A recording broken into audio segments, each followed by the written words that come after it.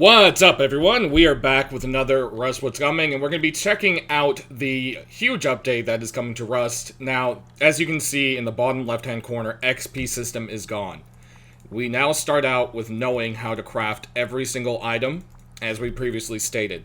It's gone, the component system is in. If you're new to the component system, basically, we've got these new items that you can only find, they are uncraftable, and they will be used in recipes to craft higher tier items. So, with that said, there's also some other changes coming. Now, people are complaining, well, big clans, big groups are going to overtake rad towns, and it's going to be impossible to get any components whatsoever. Well, there's two big fixes for that they've already pushed into the update this week before it launches. One are these, the junk piles.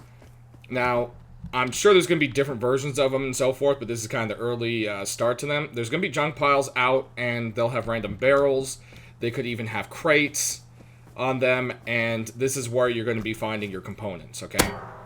So crack them open, you know, there's a propane tank. This one has some crude oil. Now, they've reduced the amount of oil barrels that will show in these, and that is creepy. Oh my goodness. Just sank to the ground. But these are procedurally generated. They'll show up anywhere in the map. And it makes it a little more fair. You don't have to be in a rad town for them. And there's a metal blade, it looks like. Yep. Okay. So the other thing, they've also made components stack much higher. So if we go ahead and go into here, their previous stack size was 10. I'll just spam a bunch of these here and see what we got to. So these guys used to stack to 5, they now stack to 10. Everything else is stacking to 10 and should hopefully stack higher. Let's see here. Oh, only 5. Okay, this is interesting. And let's see here. Okay, 14. 20. Okay, so it looked like they doubled some of the ones that weren't so high before. So that's still not quite, I think, what people were looking for, but hey, it's something, it's a start in the direction, they are listening, at the very least. So we've got that. The other thing that's going to be helping against clans dominating is going to be that the more people that join the server, the more often and the better chances of loot. So I'm not entirely sure how that's going to work, but there'll be more components spawning, the more the population. Again, no details on how that's exactly going to work, guys. So we're just going to have to see. Next up here, we've got some changes. As you can see, the hatchet is now no longer requiring parts. It's no metal blades like we covered last time. But it's going to have a gather of 30 versus if we switch over to the salvage axe, we've got 45. And if we go over here to this node, you're going to notice 38 versus, oops, that's high qual, 56.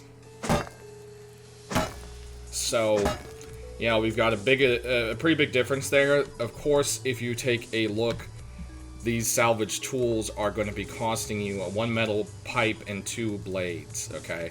So are you going to be using those pipes on these to get more wood and more ore, or are you going to be saving it for your guns? That's the real question there. There's been a few adjustments made as per people's requests on some of the items in game. The reactive target no longer requires a spring, making it a lot less expensive, but still not sure I want to waste a gear on it anyways. I don't know. We'll have to see. It makes sense it's built with it, but I'm not sure I'd want to waste that. Also, we've got a few changes. The frag grenade now requires a spring, and if you go to the build tab here, you'll notice armor doors require gears now, making them much harder to get, as well as the quarry is now gears instead of cloth, which honestly makes more sense. All the melee weapons have been buffed. What their exact damage is, we're not sure yet, because it doesn't seem to be live quite yet. It's just a patch note saying they've been buffed. We'll have to see what the end result of that is there. And then traps have also been fixed to not have springs as well, so making them, again, a little bit more cheaper and a little more practical.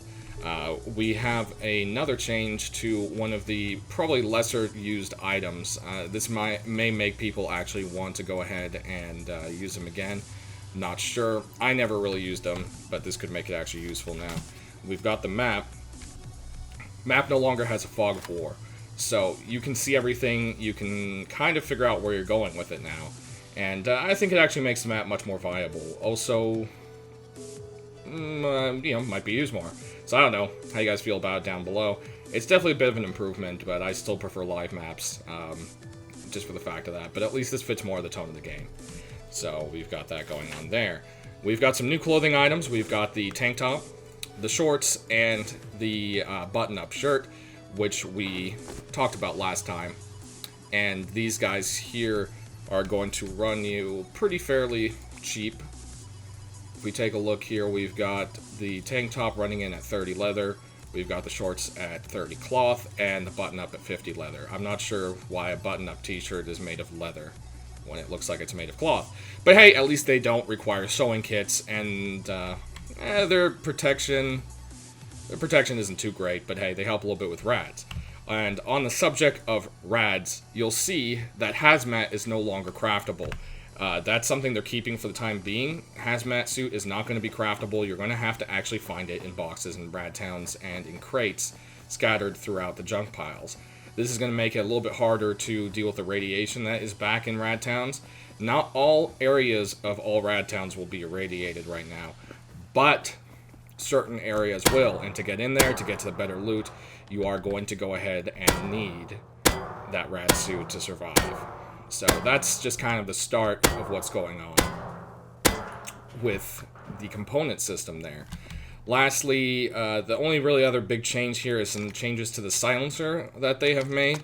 It now goes ahead and reduces recoil, as well as cannot be heard as far away, which was done, I believe, 2 weeks ago.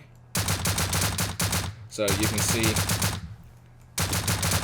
it will probably be used quite a bit more now because of the fact that you can reduce some extra recoil with it. That's definitely going to be a pull towards people thinking about it. It's also been made cheaper, I believe.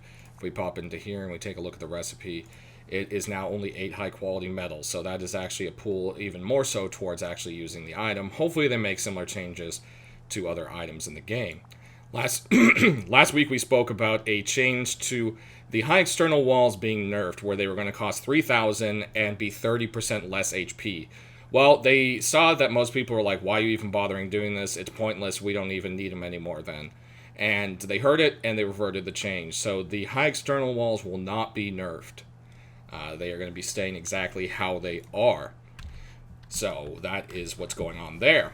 So guys, that pretty much covers today's update. If anything else is added into the game, I will go ahead and make a follow-up video where we'll talk about what they show off in the dev blog for next time and anything new that I may have missed. So thanks for watching, guys. I hope you enjoy these informational videos, and I hope it taught you something. And lastly, we'll just finish it off with the cave systems are pushed. Okay, guys, they are not coming out with this. And as you can see, I've been stuttering. That's kind of why I'm walking around right now. I'm hitting stutters every once in a while. I'm usually running somewhere between 70 to 120 frames, depending on how populated the server is, how many buildings and such. This is an empty server. I should be hitting a good 120 frames. I'm getting 40 right now, and every once in a while it stutters. This is due to a lot of performance issues, and some of them are brought on by the caves. So they're pushing them rather than putting them out and destroying everyone's frame rate. So I'm pretty happy about that. And unfortunately, it does mean we're going to have to wait until probably as early as December as the earliest for the update. But hey, better to wait for something than to get something more broken in the game, as I always believe. So thanks for watching, guys. Leave that like, and we'll see you guys next time.